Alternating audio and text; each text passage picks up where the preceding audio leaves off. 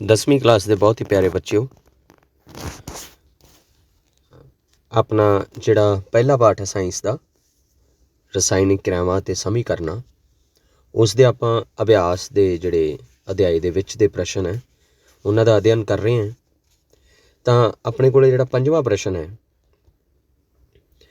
कि आपां नूं चित्र दिखाया गया एक, कहंदे एक परखनली विच इकट्ठी हुई गैस की मात्रा दूसरी नालों दुगनी क्यों हुंदी है ते उस दुगनी गैस का नाम दसना है।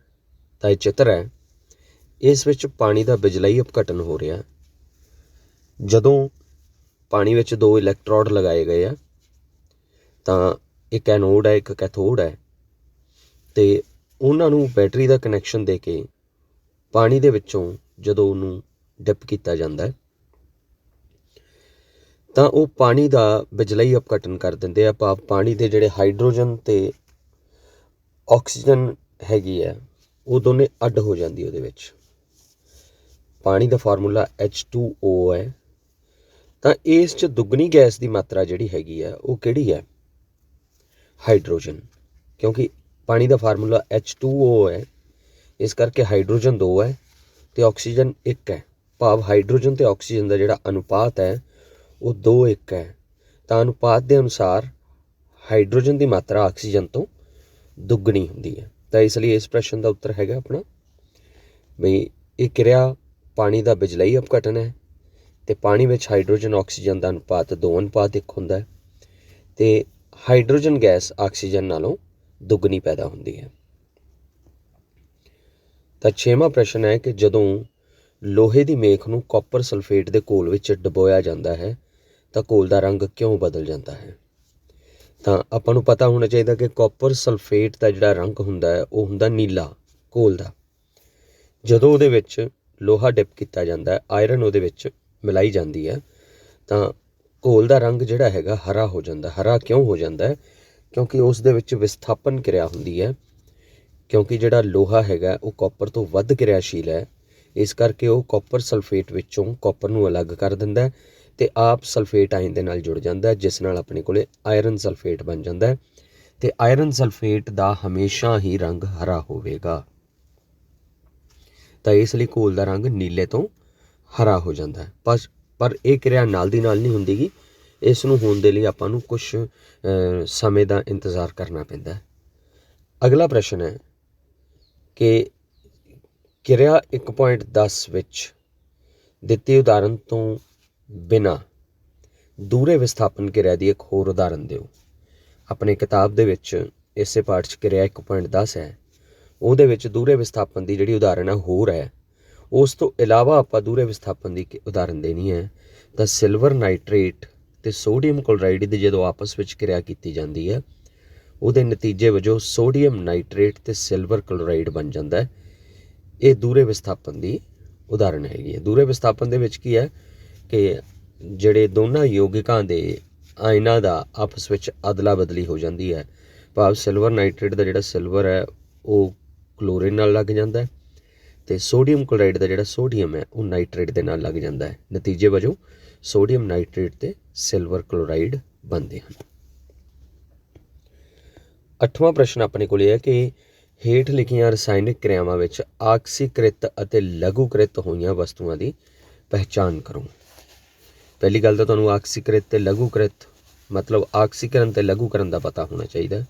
ਆਕਸੀਕਰਨ ਤੋਂ ਭਾਵ ਹੈ ਜਦੋਂ ਕੋਈ ਤੱਤ ਜਾਂ ਜਿਹੜਾ ਅਣੂ ਹੈਗਾ ਉਹ ਆਕਸੀਜਨ ਪ੍ਰਾਪਤ ਕਰ ਲੈਂਦਾ ਹੈ ਅਤੇ ਜਦੋਂ ਕੋਈ ਆਕਸੀਜਨ ਗਵਾ ਲੈਂਦਾ ਹੈਗਾ ਉਹਦੇ ਵਿੱਚ ਲਘੂਕਰਨ ਹੁੰਦੀ ਹੈ।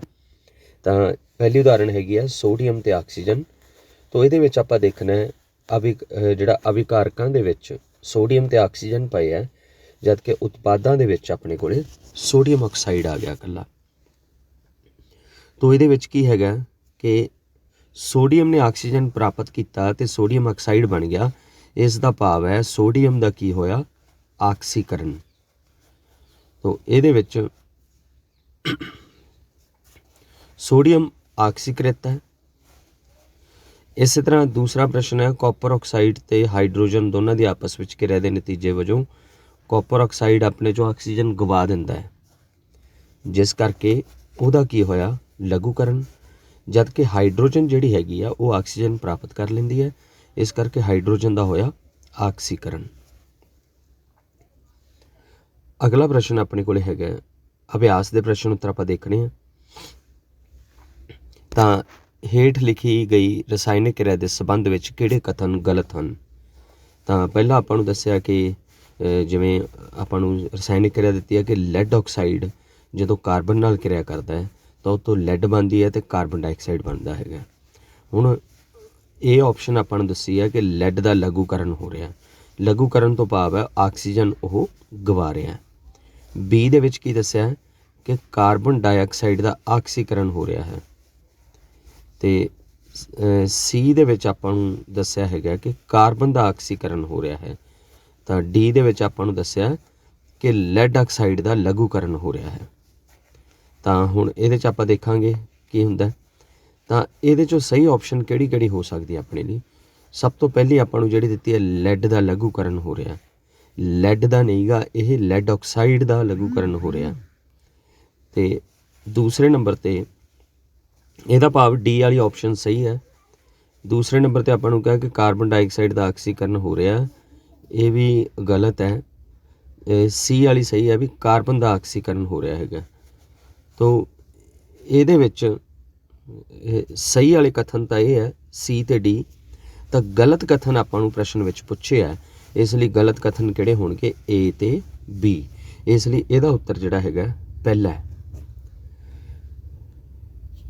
दूसरा प्रश्न आपां नूं दस्सिया इन्हां ने कि आयरन ऑक्साइड ते एलूमीनीयम दोनों की आपस में जिहड़ी क्रिया है उहदे नतीजे वजों एलूमीनीयम ऑक्साइड ते आयरन बनता है। उपरोक्त रसायनिक क्रिया किस दी उदाहरण है। आपां नूं बिल्कुल स्पष्ट हो रहा है कि विस्थापन क्रिया की उदाहरण हैगी है, क्योंकि जिहड़ा एलूमीनीयम है लोहे तो वध क्रियाशील है तो यह आयरन ऑक्साइड के यौगिक विचों आयरन नूं अलग कर लैंदा है तो उसकी थां लै लैंदा है, जिस दे नतीजे वजों एलूमीनीयम ऑक्साइड बन जाता है तो आयरन बनता है। इसलिए इसका उत्तर है विस्थापन क्रिया। तीसरा प्रश्न अपने को है कि की हुंदा है जदों पतला हाइड्रोक्लोरिक एसिड लौह चूरण उत्ते पाया जाता है। सही उत्तर ते निशान लगाओ। पतला HCl लौह चूरण ते पाया गया तो ये की होगा। पहले नंबर पर आपको दस्सिया कि हाइड्रोजन गैस अते आयरन क्लोराइड पैदा होता है। दूसरे नंबर पर आपको दस्सिया है कि क्लोरीन गैस अते आयरन हाइड्रोक्साइड पैदा होता है। तीसरे नंबर पर कोई नहीं। चौथे नंबर पर आयरन लून अते पानी पैदा होता है। तो इसका उत्तर जिहड़ा सही है वो पहला है, भाव हाइड्रोजन गैस पैदा होती है नाल उस विचों आयरन क्लोराइड बनता है, क्योंकि HCl जिहड़ा हैगा उसका विस्थापन हो जाता है लोहा हाइड्रोजन तो वध क्रियाशील होने करके उसकी हाइड्रोजन की थां लै लैंदा है, जिस करके आयरन क्लोराइड बनता है तो नाल ही हाइड्रोजन गैस पैदा होती है। ये आपां नूं पता ही है इस गल का कि जदों धात की क्रिया किसी तेजाब नाल कीती जाती है तो उस चों हाइड्रोजन गैस पैदा होती है। तो इन्हां चारों ऑप्शनों चों जिहड़ी पहली हैगी है हाइड्रोजन गैस वाली वो सही है। तो तीसरे का उत्तर ए है। चौथा प्रश्न अपने लिए है कि संतुलित रसायनिक समीकरण की हुंदी है। रसायनिक समीकरण नूं संतुलित क्यों किया जाना चाहिए है। तो ये अपने को उत्तर है जिवें कि पहली गल तो आपां नूं पुंज सुरੱਖਿਆ का नियम पता होना चाहिए। पुंज सुरੱਖਿਆ का नियम की कहता है कि किसी भी रसायनिक क्रिया दे विच ना तो पुंज बनता है तो ना ही वो नष्ट होता है। तो इस करके उस समीकरण नूं संतुलित किया जाना चाहिए, उसनूं जरूरी है इस गल। तो इसका भाव है भी किसी भी रसायनिक समीकरण दे विच अभिकारकां ते उत्पादां दे विच जिहड़ियां परमाणुआं की गिनती है वो बराबर होनी चाहिए है। जिवें कि तुसीं पंजवें प्रश्न च पहला उत्तर देख रहे हो तो ये एक संतुलित रसायनिक समीकरण हैगी है। मतलब हाइड्रोजन ते नाइट्रोजन की क्रिया वजों अमोनीआ बनता है। तो हाइड्रोजन के अगे 3 लगाए गए हैं तो अमोनीआ के अगे 2 लगाए गए हैं। इसलिए लगाए गए हैं क्योंकि नाइट्रोजन की संख्या दोनों पासे 2 बराबर हो जाए तो हाइड्रोजन की संख्या भी दोनों पासे 6 जी बराबर हो जाए। तो इस तरह ये रसायनिक समीकरण संतुलित किया जाना चाहिए। संतुलित रसायनिक समीकरण की हुंदी है, जे आपां नूं इहदी परिभाषा आ जाए तो अजिही रसायनिक समीकरण जिहड़ी पुंज सुरੱਖਿਆ के नियम नूं पूरी तरह लागू करे ਅਤੇ जिस विच अभिकारकां ते उत्पादां दे विच परमाणुआं की गिनती बराबर होवे उस नूं आपां संतुलित रसायनिक समीकरण कहंदे हां। ਹੁਣ ਪੰਜਵਾਂ ਪ੍ਰਸ਼ਨ ਆਪਣੇ ਕੋਲ ਹੈ ਕਿ ਹੇਠ ਲਿਖੇ ਕਥਨਾਂ ਨੂੰ ਰਸਾਇਣਿਕ ਸਮੀਕਰਨਾਂ ਦੇ ਰੂਪ ਵਿੱਚ ਬਦਲੋ ਅਤੇ ਫਿਰ ਸੰਤੁਲਿਤ ਕਰੋ। ਜਿਵੇਂ ਕਿ ਆਪਣੇ ਕੋਲੇ ਊੜਾ ਦਿੱਤਾ ਹੋਇਆ ਕਿ ਹਾਈਡਰੋਜਨ ਗੈਸ ਨਾਈਟ੍ਰੋਜਨ ਗੈਸ ਨਾਲ ਜੁੜ ਕੇ ਅਮੋਨੀਆ ਬਣਾਉਂਦੀ ਹੈ। ਸੰਤੁਲਿਤ ਕਰਨ ਤੋਂ ਪਹਿਲਾਂ ਇਹ H2 + N2 = NH3 ਸੀ, ਪਰ ਜਦੋਂ ਆਪਾਂ ਇਹਨੂੰ ਸੰਤੁਲਿਤ ਕੀਤਾ ਤਾਂ ਸੰਤੁਲਿਤ ਕਰਨ 'ਤੇ ਇਹ 3 ਹਾਈਡਰੋਜਨਾਂ ਅਤੇ 1 ਨਾਈਟ੍ਰੋਜਨ ਦਾ ਜਿਹੜਾ ਇਸ ਵਿੱਚ ਹੈਗਾ ਆਪਣੇ ਯੋਗਿਕ ਹੈ, ਅਤੇ ਇੱਕ ਆਪਣੇ ਕੋਲੇ 2 ਆਪਣੇ ਕੋਲੇ ਅਮੋਨੀਆ ਦੇ ਯੋਗਿਕ ਹੈ। ਦੋਨਾਂ ਪਾਸੇ ਪਰਮਾਣੂਆਂ ਦੀ ਗਿਣਤੀ ਬਰਾਬਰ ਹੈ। ਇਹ ਤੁਹਾਨੂੰ ਸੰਤੁਲਿਤ ਕਰਨ ਦਾ ਤਰੀਕਾ ਜਿਹੜਾ ਪਹਿਲਾਂ ਮੈਂ ਸਮਝਾਇਆ ਹੋਇਆ, ਇਸ ਕਰਕੇ ਉਸ ਤਰੀਕੇ ਨਾਲ ਇਹਨੂੰ ਸੰਤੁਲਿਤ ਕਰਨਾ ਹੈਗਾ। ਇਸੇ ਤਰ੍ਹਾਂ ਦੂਸਰੇ ਨੰਬਰ 'ਤੇ ਹੈ ਹਾਈਡਰੋਜਨ ਸਲਫਾਈਡ ਗੈਸ ਹਵਾ ਵਿੱਚ ਬਲ ਕੇ ਪਾਣੀ ਅਤੇ ਸਲਫਰ ਡਾਈਆਕਸਾਈਡ ਬਣਾਉਂਦੀ ਹੈ। ਤਾਂ H2S + O2 ਭਾਵ ਆਕਸੀਜਨ, H2S ਭਾਵ ਹਾਈਡਰੋਜਨ ਸਲਫਾਈਡ, ਉਹਦੇ ਤੋਂ H2O ਪਾਣੀ ਅਤੇ SO2 ਭਾਵ ਸਲਫਰ ਡਾਈਆਕਸਾਈਡ ਬਣਦੀ ਹੈ। ਤਾਂ ਇਹਨਾਂ ਨੂੰ ਵੀ ਸੰਤੁਲਿਤ ਜਿਵੇਂ ਕਰਨਾ ਹੈਗਾ, ਹਾਈਡਰੋਜਨ ਸਲਫਾਈਡ ਦੇ ਅੱਗੇ 2 ਅਤੇ ਆਕਸੀਜਨ ਦੇ ਅੱਗੇ 3, ਪਾਣੀ ਦੇ ਅੱਗੇ 2 ਅਤੇ ਸਲਫਰ ਡਾਈਆਕਸਾਈਡ ਦੇ ਅੱਗੇ 2। ਇਹ ਤੁਸੀਂ ਜਿਹੜੇ ਤੁਹਾਨੂੰ ਤਰੀਕੇ ਨਾਲ ਸੰਤੁਲਿਤ ਕਰਨਾ ਸਮਝਾਇਆ ਗਿਆ, ਤੁਸੀਂ ਉਹੀ ਪੜਾਅਵਾਰ ਇਹਨੂੰ ਸੰਤੁਲਿਤ ਕਰਨਾ ਹੈਗਾ। ਇਸੇ ਤਰ੍ਹਾਂ ਤੀਸਰੇ ਨੰਬਰ 'ਤੇ ਆਪਾਂ ਨੂੰ ਪ੍ਰਸ਼ਨ ਹੈ ਕਿ ਬੇਰੀਅਮ ਕਲੋਰਾਈਡ ਅਤੇ ਐਲੂਮੀਨੀਅਮ ਸਲਫੇਟ ਦੇ ਕੋਲ ਪ੍ਰਤੀਕਿਰਿਆ ਕਰਕੇ ਐਲੂਮੀਨੀਅਮ ਕਲੋਰਾਈਡ ਅਤੇ ਬੇਰੀਅਮ ਸਲਫੇਟ ਦਾ ਅਵਖੇਪ ਬਣਾਉਂਦੇ ਹਨ। ਜਿਵੇਂ ਕਿ ਤੁਸੀਂ ਦੇਖ ਰਹੇ ਹੋ BaCl2 ਭਾਵ ਬੇਰੀਅਮ ਕਲੋਰਾਈਡ ਹੈ, Al2SO4 ਭਾਵ ਐਲੂਮੀਨੀਅਮ ਸਲਫੇਟ ਕਿਰਿਆ ਕਰਕੇ AlCl3 ਭਾਵ ਐਲੂਮੀਨੀਅਮ ਕਲੋਰਾਈਡ ਅਤੇ BaSO4 ਭਾਵ ਬੇਰੀਅਮ ਸਲਫੇਟ ਤਿਆਰ ਕਰਦੇ ਹੈਗੇ ਆ। ਤਾਂ ਇਹਨਾਂ ਵਿੱਚ ਵੀ ਆਪਾਂ ਨੂੰ ਇਹਨੂੰ ਸੰਤੁਲਿਤ ਕਰਨਾ ਪਵੇਗਾ। ਬੇਰੀਅਮ ਕਲੋਰਾਈਡ ਦੇ ਅੱਗੇ 3 ਲੱਗ ਜਾਏਗਾ, ਐਲੂਮੀਨੀਅਮ ਕਲੋਰਾਈਡ ਦੇ ਅੱਗੇ 2 ਲੱਗ ਜਾਏਗਾ ਅਤੇ ਬੇਰੀਅਮ ਸਲਫੇਟ ਦੇ ਅੱਗੇ 3 ਲੱਗ ਜਾਵੇਗਾ। ਤਾਂ ਜਿਹੜਾ ਸੱਸਾ ਭਾਗ ਇਹਦਾ ਹੈਗਾ ਕਿ ਪੋਟਾਸ਼ੀਅਮ + ਪਾਣੀ ਦੋਨਾਂ ਦੀ ਆਪਸ ਵਿੱਚ ਜਿਹੜੀ ਕਿਰਿਆ ਹੈ ਉਸ ਦੇ ਵਜੋਂ ਕੀ ਬਣੇਗਾ, ਪੋਟਾਸ਼ੀਅਮ ਹਾਈਡਰੋਕਸਾਈਡ ਅਤੇ H2 ਭਾਵ ਹਾਈਡਰੋਜਨ ਗੈਸ। ਇਸ ਨੂੰ ਆਪਾਂ ਨੂੰ ਸੰਤੁਲਿਤ ਕਰਨ ਦੀ ਜ਼ਰੂਰਤ ਨਹੀਂ ਹੈਗੀ, ਕਿਉਂਕਿ ਆਲਰੇਡੀ ਇਹ ਪਹਿਲਾਂ ਹੀ ਪੁੰਜ ਸੰਰਖਣ ਦੇ ਨਿਯਮ ਨੂੰ ਲਾਗੂ ਕਰ ਰਹੀ ਹੈ ਰਸਾਇਣਿਕ ਕਿਰਿਆ। ਤਾਂ ਬਾਕੀ ਸਾਰਿਆਂ ਨੂੰ ਆਪਾਂ ਨੂੰ ਸੰਤੁਲਿਤ ਕਰਨ ਦੀ ਲੋੜ ਪਈ ਹੈ। ਇਸੇ ਤਰ੍ਹਾਂ ਹੁਣ 6ਵਾਂ ਪ੍ਰਸ਼ਨ ਆਪਣੇ ਕੋਲ ਜਿਹੜਾ ਹੈ ਕਿ ਹੇਠ ਲਿਖੇ ਰਸਾਇਣਿਕ ਸਮੀਕਰਨਾਂ ਨੂੰ ਸੰਤੁਲਿਤ ਕਰੋ। ਤਾਂ ਇਹਦੇ 'ਚ ਆਪਾਂ ਨੂੰ ਸਭ ਤੋਂ ਪਹਿਲਾਂ ਨਾਈਟ੍ਰਿਕ ਐਸਿਡ ਦਿੱਤਾ ਭਾਵ HNO3 + ਕੈਲਸ਼ੀਅਮ ਹਾਈਡਰੋਕਸਾਈਡ, ਜਿਹਨੂੰ ਆਪਾਂ ਬੁਝਿਆ ਚੂਨਾ ਵੀ ਕਹਿੰਦੇ ਹਾਂ।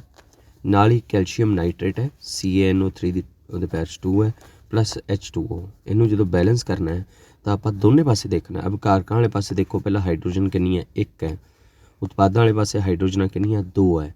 ਤਾਂ ਇੱਥੇ ਚੁੱਪ ਕਰਕੇ ਪਹਿਲਾਂ ਤਾਂ ਇੱਧਰਲੇ ਪਾਸੇ 2 ਲਗਾਓ, ਅਭਿਕਾਰਕ ਵਾਲੇ ਪਾਸੇ ਜਿਹੜਾ ਨਾਈਟ੍ਰਿਕ ਐਸਿਡ ਹੈਗਾ ਉਹਦੇ ਅੱਗੇ। ਤਾਂ ਜਦੋਂ 2 ਲਗਾਇਆ ਦੋਨੇ ਪਾਸੇ ਹਾਈਡਰੋਜਨਾਂ ਦੀ ਮਾਤਰਾ ਸਮਾਨ ਹੋ ਗਈ।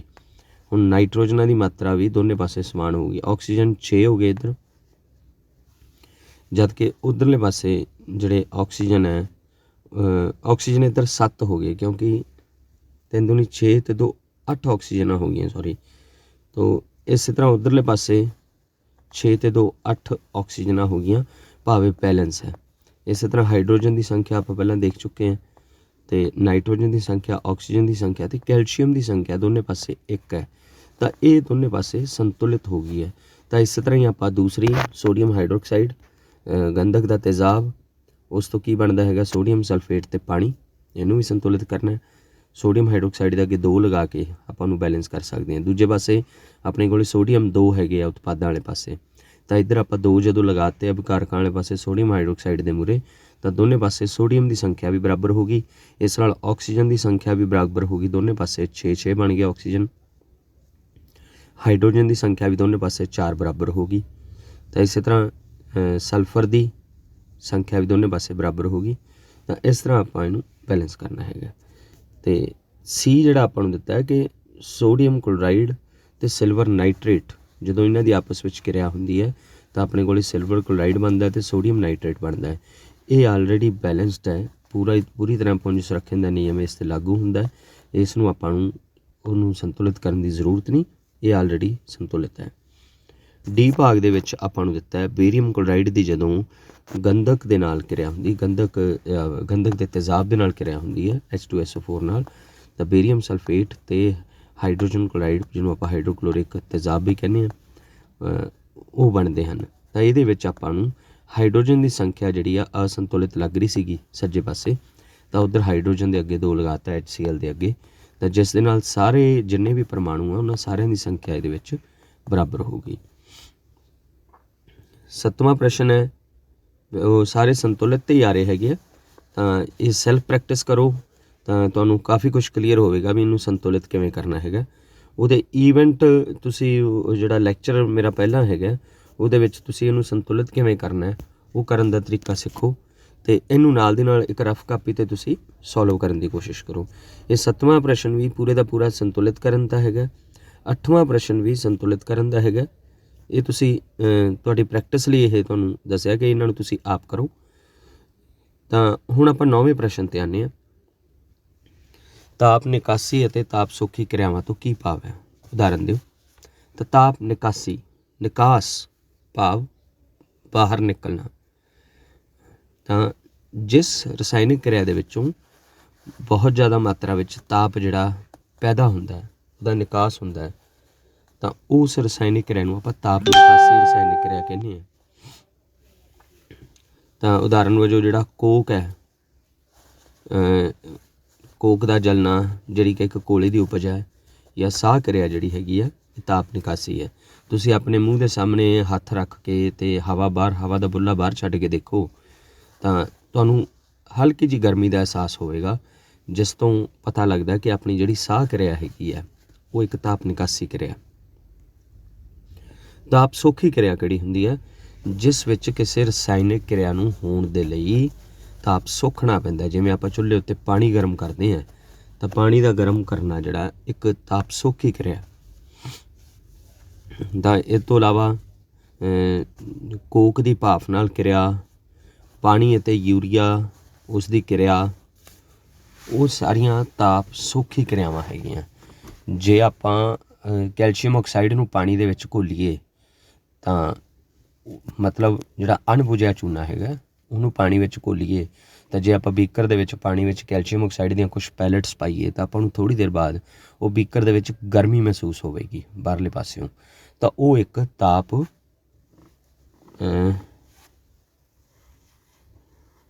ਉਹ ਜਿਹੜੀ ਹੈਗੀ ਆ ਤਾਪ ਨਿਕਾਸੀ ਕਿਰਿਆ। ਪਰ ਇਹਦੇ ਵਿੱਚ ਪਾਣੀ ਅਤੇ ਯੂਰੀਆ ਦੀ ਕਿਰਿਆ ਜਾਂ ਕੋਕ ਦੀ ਭਾਫ਼ ਨਾਲ ਕਿਰਿਆ ਇਹ ਤਾਪ ਸੌਖੀ ਕਿਰਿਆ ਹੈਗੀ ਹੈ। 10ਵਾਂ ਪ੍ਰਸ਼ਨ ਹੈ ਕਿ ਸਾਹ ਕਿਰਿਆ ਨੂੰ ਤਾਪ ਨਿਕਾਸੀ ਕਿਰਿਆ ਕਿਉਂ ਕਿਹਾ ਜਾਂਦਾ? ਦੇਖੋ, ਜਿਹੜਾ ਆਪਾਂ ਭੋਜਨ ਖਾਂਦੇ ਹਾਂ, ਭਾਵ ਆਪਾਂ ਖਾ ਕੇ ਅੰਦਰ ਆਪਣੇ ਪਾਚਨ ਪ੍ਰਣਾਲੀ ਵਿੱਚ ਲੈ ਕੇ ਜਾਂਦੇ ਹਾਂ, ਤਾਂ ਉੱਥੇ ਵੀ ਜਿਸ ਤਰ੍ਹਾਂ ਆਪਾਂ ਅੱਗ ਨੂੰ ਬਾਲਦੇ ਹਾਂ, ਭਾਵ ਆਕਸੀਜਨ ਦਿੰਦੇ ਹਾਂ ਤਾਂ ਅੱਗ ਬਲਦੀ ਹੈ, ਉਸੇ ਤਰ੍ਹਾਂ ਹੀ ਆਪਾਂ ਜਦੋਂ ਆਕਸੀਜਨ ਆਪਣੇ ਸਰੀਰ ਦੇ ਅੰਦਰ ਲੈ ਕੇ ਜਾਂਦੇ ਹਾਂ ਤਾਂ ਭੋਜਨ ਦਾ ਆਕਸੀਕਰਨ ਹੁੰਦਾ ਹੈ। ਉਹ ਭੋਜਨ 'ਤੇ ਕਿਰਿਆ ਹੁੰਦੀ ਹੈ ਜਿਸ ਦੇ ਸਿੱਟੇ ਵਜੋਂ ਤਾਪ ਪੈਦਾ ਹੁੰਦਾ ਹੈ।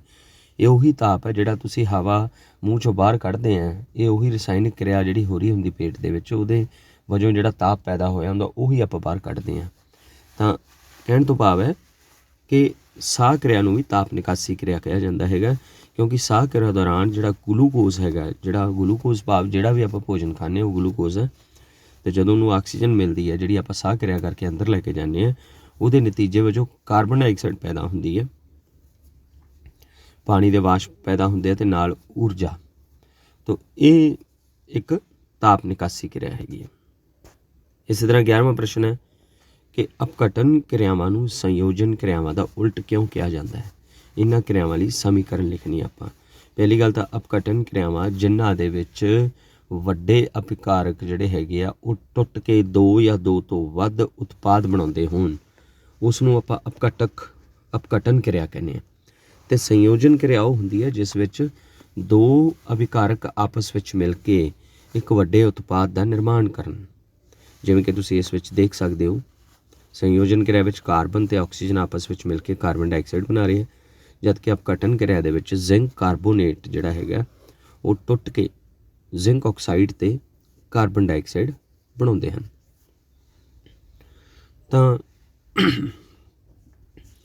ਇਸੇ ਤਰ੍ਹਾਂ ਆਪਣਾ 12ਵਾਂ ਪ੍ਰਸ਼ਨ ਹੈ ਕਿ ਉਹਨਾਂ ਅਪਘਟਨ ਕਿਰਿਆਵਾਂ ਦੀ ਇੱਕ ਸਮੀਕਰਨ ਲਿਖੋ ਜਿਨ੍ਹਾਂ ਨੂੰ ਤਾਪ ਪ੍ਰਕਾਸ਼ ਉੱਤੇ ਬਿਜਲੀ ਦੇ ਰੂਪ ਵਿੱਚ ਊਰਜਾ ਦਿੱਤੀ ਜਾਂਦੀ ਹੈ। ਦੇਖੋ, ਅਪਘਟਨ ਕਿਰਿਆਵਾਂ ਆਪਾਂ ਪਾਣੀ ਦਾ ਅਪਘਟਨ ਦੇਖਿਆ ਜਿਹੜਾ ਕਿ ਬਿਜਲਈ ਅਪਘਟਨ ਸੀਗਾ। ਉਸ ਤੋਂ ਇਲਾਵਾ ਵੀ ਅਪਘਟਨ ਕਿਰਿਆਵਾਂ ਜਿਹੜਾ ਹੈਗਾ ਹੋਰ ਕਿਸਮਾਂ ਦਾ ਹੁੰਦਾ ਹੈ। ਇੱਕ ਤਾਪ ਅਪਘਟਨ ਹੁੰਦਾ, ਇੱਕ ਪ੍ਰਕਾਸ਼ ਅਪਘਟਨ ਹੁੰਦਾ। ਤਾਂ ਤਾਪ ਅਪਘਟਨ ਕਿਹੜਾ ਹੈਗਾ, ਜਦੋਂ ਕੈਲਸ਼ੀਅਮ ਕਾਰਬੋਨੇਟ ਨੂੰ ਗਰਮ ਕੀਤਾ ਜਾਂਦਾ ਹੈਗਾ ਤਾਂ ਉਹ ਕੈਲਸ਼ੀਅਮ ਆਕਸਾਈਡ ਅਤੇ ਕਾਰਬਨ ਡਾਈਆਕਸਾਈਡ ਵਿੱਚ ਟੁੱਟ ਜਾਂਦਾ ਹੈਗਾ। ਤਾਂ ਇੱਥੇ ਤਾਪ ਊਰਜਾ ਦੀ ਵਰਤੋਂ ਕੀਤੀ ਗਈ ਅਤੇ ਕੈਲਸ਼ੀਅਮ ਕਾਰਬੋਨੇਟ ਨੂੰ ਤੋੜਿਆ ਗਿਆ। ਦੂਸਰੇ ਨੰਬਰ 'ਤੇ ਜਿਹੜਾ ਸਿਲਵਰ ਕਲੋਰਾਈਡ ਹੈ, ਜਿਹੜਾ ਕਿ ਪੁਰਾਣੇ ਵੇਲਿਆਂ ਦੇ ਵਿੱਚ ਆਪਣੇ ਆਮ ਤੌਰ 'ਤੇ ਹੀ ਵਰਤਿਆ ਜਾਂਦਾ ਸੀਗਾ। ਕਾਹਦੇ ਲਈ? ਫੋਟੋਗ੍ਰਾਫੀ ਦੇ ਵਿੱਚ ਸਿਲਵਰ ਕਲੋਰਾਈਡ ਜਿਹੜਾ ਹੈਗਾ, ਤਾਂ ਉਸ ਨੂੰ ਪ੍ਰਕਾਸ਼ ਊਰਜਾ ਦੇ ਕੇ ਸਿਲਵਰ ਅਤੇ ਕਲੋਰੀਨ ਗੈਸ ਜਿਹੜੀ ਉਸ ਤੋਂ ਪ੍ਰਾਪਤ ਕੀਤੀ ਜਾਂਦੀ ਹੈ ਅਪਘਟਨ। ਇਸੇ ਤਰ੍ਹਾਂ ਪਾਣੀ ਦਾ ਬਿਜਲਈ ਅਪਘਟਨ ਤੁਹਾਨੂੰ ਪਹਿਲਾਂ ਸਮਝਾਇਆ, ਜਿਸ ਤੋਂ ਹਾਈਡਰੋਜਨ ਤੇ ਆਕਸੀਜਨ ਗੈਸ ਬਣਦੀ ਹੈ। 13ਵਾਂ ਪ੍ਰਸ਼ਨ ਆਪਣੇ ਕੋਲ ਹੈਗਾ, ਵਿਸਥਾਪਨ ਕਿਰਿਆ ਅਤੇ ਦੂਹਰਾ ਵਿਸਥਾਪਨ ਕਿਰਿਆ ਵਿੱਚ ਕੀ ਅੰਤਰ ਹੈ? ਇਹਨਾਂ ਪ੍ਰਤੀਕਿਰਿਆਵਾਂ ਦੀਆਂ ਸਮੀਕਰਨ ਲਿਖੋ। ਤਾਂ ਵਿਸਥਾਪਨ ਕਿਰਿਆ ਬਾਰੇ ਤੁਹਾਨੂੰ ਸਮਝਾਇਆ ਸੀਗਾ ਕਿ ਜਦੋਂ ਕੋਈ ਵੱਧ ਕਿਰਿਆਸ਼ੀਲ ਤੱਤ ਕਿਸੇ ਯੋਗਿਕ ਵਿੱਚੋਂ ਘੱਟ ਕਿਰਿਆਸ਼ੀਲ ਤੱਤ ਨੂੰ ਹਟਾ ਕੇ ਉਸ ਦੀ ਥਾਂ 'ਤੇ ਆ ਜਾਂਦਾ ਹੈ ਤਾਂ ਉਹ ਕਿਰਿਆ ਵਿਸਥਾਪਨ ਕਿਰਿਆ ਕਹਾਉਂਦੀ ਹੈ। ਤਾਂ ਇਸ ਦੀ ਉਦਾਹਰਨ ਹੈਗੀ ਹੈ, ਜਦੋਂ ਲੋਹੇ ਨੂੰ ਕਾਪਰ ਸਲਫੇਟ ਨਾਲ ਉਸ ਦੀ ਕਿਰਿਆ ਕੀਤੀ ਜਾਂਦੀ ਹੈ ਤਾਂ ਲੋਹਾ ਕਾਪਰ ਤੋਂ ਵੱਧ ਕਿਰਿਆਸ਼ੀਲ ਹੈ, ਜਿਸ ਕਰਕੇ ਕਾਪਰ ਸਲਫੇਟ ਦੇ ਘੋਲ ਵਿੱਚੋਂ ਉਹ ਕਾਪਰ ਨੂੰ ਅਲੱਗ ਕਰ ਦਿੰਦਾ, ਜਿਸ ਦੇ ਸਿੱਟੇ ਵਜੋਂ ਆਇਰਨ ਸਲਫੇਟ ਤੇ ਕਾਪਰ ਬਣ ਜਾਂਦੇ ਆ ਤਾਂ ਆਇਰਨ ਸਲਫੇਟ ਦਾ ਰੰਗ ਹਰਾ। ਦੂਹਰਾ ਵਿਸਥਾਪਨ ਕਿਰਿਆ ਜਿਹੜੀ ਹੈਗੀ ਹੈ, ਇਸ ਵਿੱਚ ਕੀ ਹੈ ਕਿ ਦੋ ਵੱਖ-ਵੱਖ ਜਿਹੜੇ ਯੋਗਿਕ ਹੈਗੇ ਆ ਉਹਨਾਂ ਦੇ ਦੋ ਵੱਖ-ਵੱਖ ਆਇਨ ਜਿਹੜੇ ਹੈਗੇ ਆ ਆਪਸ ਵਿੱਚ ਅਦਲਾ ਬਦਲੀ ਕਰ ਲੈਂਦੇ ਆ। ਤਾਂ ਉਹਨਾਂ ਦੀ ਅਦਲਾ ਬਦਲੀ ਦੇ ਨਾਲ ਇਹ ਜਿਹੜੇ ਨਵੇਂ ਯੋਗਿਕ ਜਿਹੜੇ ਉਹਨਾਂ ਦਾ ਨਿਰਮਾਣ ਹੁੰਦਾ ਹੈ, ਕਿਉਂਕਿ ਦੋ ਯੋਗਿਕਾਂ ਨੇ ਆਪਸ ਵਿੱਚ ਆਇਨਾਂ ਦਾ ਵਿਸਥਾਪਨ ਕੀਤਾ, ਇਸ ਕਰਕੇ ਇਸ ਨੂੰ ਦੂਹਰਾ ਵਿਸਥਾਪਨ ਕਿਰਿਆ ਕਹਿੰਦੇ ਆ। ਤਾਂ ਇਸ ਉਦਾਹਰਨ ਵਿੱਚ ਸਿਲਵਰ ਨਾਈਟ੍ਰੇਟ ਤੇ ਸੋਡੀਅਮ ਕਲੋਰਾਈਡ ਦੀ ਆਪਸ ਵਿੱਚ ਕਿਰਿਆ ਵਜੋਂ ਸੋਡੀਅਮ ਨਾਈਟ੍ਰੇਟ ਤੇ ਸਿਲਵਰ ਕਲੋਰਾਈਡ ਬਣਿਆ। 14ਵਾਂ ਪ੍ਰਸ਼ਨ ਹੈ ਕਿ ਸਿਲਵਰ ਦੇ ਸ਼ੁੱਧੀਕਰਨ ਵਿੱਚ ਸਿਲਵਰ ਨਾਈਟ੍ਰੇਟ ਦੇ ਘੋਲ ਤੋਂ ਸਿਲਵਰ ਪ੍ਰਾਪਤ ਕਰਨ ਲਈ ਕਾਪਰ ਧਾਤ ਦੁਆਰਾ ਵਿਸਥਾਪਿਤ ਕੀਤਾ ਜਾਂਦਾ ਹੈ। ਇਸ ਪ੍ਰਕਿਰਿਆ ਨਾਲ ਸੰਬੰਧਿਤ ਰਸਾਇਣਿਕ ਕਿਰਿਆ ਦੱਸੋ। ਤਾਂ ਰਸਾਇਣਿਕ ਕਿਰਿਆ ਆਪਣੇ ਸਾਹਮਣੇ ਹੈ। ਸਿਲਵਰ ਨਾਈਟ੍ਰੇਟ ਜਿਸ ਦਾ ਫਾਰਮੂਲਾ AgNO3 ਹੈ ਪਲੱਸ ਕਾਪਰ। ਤਾਂ ਇਸ ਵਿੱਚ ਜਿਹੜਾ ਕਾਪਰ ਹੈ ਉਹ ਸਿਲਵਰ ਤੋਂ ਵੱਧ ਕਿਰਿਆਸ਼ੀਲ ਹੈ, ਜਿਸ ਕਰਕੇ ਉਹਨੇ ਸਿਲਵਰ ਨਾਈਟ੍ਰੇਟ ਵਿੱਚੋਂ ਸਿਲਵਰ ਨੂੰ ਅਲੱਗ ਕਰਤਾ ਤੇ ਉਸ ਦੀ ਥਾਂ ਕਾਪਰ ਜਿਹੜਾ ਲੱਗ ਗਿਆ, ਜਿਸ ਕਰਕੇ ਕਾਪਰ ਨਾਈਟ੍ਰੇਟ ਬਣਿਆ ਤੇ ਸਿਲਵਰ ਅਲੱਗ ਹੋ ਗਿਆ। 15ਵਾਂ ਪ੍ਰਸ਼ਨ ਆਪਣੇ ਕੋਲ ਹੈ ਕਿ ਅਵਖੇਪਨ ਪ੍ਰਤੀਕਿਰਿਆ ਤੋਂ ਤੁਹਾਡਾ ਕੀ ਭਾਵ ਹੈ? ਉਦਾਹਰਨ ਦੇ ਕੇ ਵਿਆਖਿਆ ਕਰੋ। ਤਾਂ ਉਹ ਕਿਰਿਆ ਜਿਸ ਵਿੱਚ ਅਘੁਲਨਸ਼ੀਲ ਠੋਸ ਪਦਾਰਥ ਪੈਦਾ ਹੁੰਦੇ ਹਨ ਉਸ ਨੂੰ ਅਵਖੇਪਨ ਕਿਰਿਆ ਕਹਿੰਦੇ ਹਨ। ਇਹ ਇੱਕ ਦੂਹਰਾ ਵਿਸਥਾਪਨ ਦੀ ਹੀ ਕਿਸਮ ਹੈ। ਜਿਵੇਂ ਕਿ ਤੁਸੀਂ ਦੇਖ ਸਕਦੇ ਹੋ, ਬੇਰੀਅਮ ਕਲੋਰਾਈਡ ਜਦੋਂ ਐਲੂਮੀਨੀਅਮ ਸਲਫੇਟ ਨਾਲ ਕਿਰਿਆ ਕਰਦੇ ਹੈ ਤਾਂ ਇੱਥੇ ਆਇਨਾਂ ਦੀ ਅਦਲਾ ਬਦਲੀ ਹੋ ਜਾਂਦੀ ਹੈ। ਤਾਂ ਇਸ ਵਿੱਚੋਂ ਐਲੂਮੀਨੀਅਮ ਕਲੋਰਾਈਡ ਤੇ ਬੇਰੀਅਮ ਸਲਫੇਟ ਬਣਦੇ ਹੈ। ਬੇਰੀਅਮ ਕਲੋਰਾਈਡ ਬਣਦਾ ਤਾਂ ਬੇਰੀਅਮ ਕਲੋਰਾਈਡ ਜਿਹੜਾ ਹੈਗਾ ਸਫੇਦ ਰੰਗ ਦੇ ਅਵਖੇਪ ਹੁੰਦੇ ਆ, ਜਿਹੜੇ ਕਿ ਅਘੁਲਨਸ਼ੀਲ ਹੁੰਦੇ ਆ।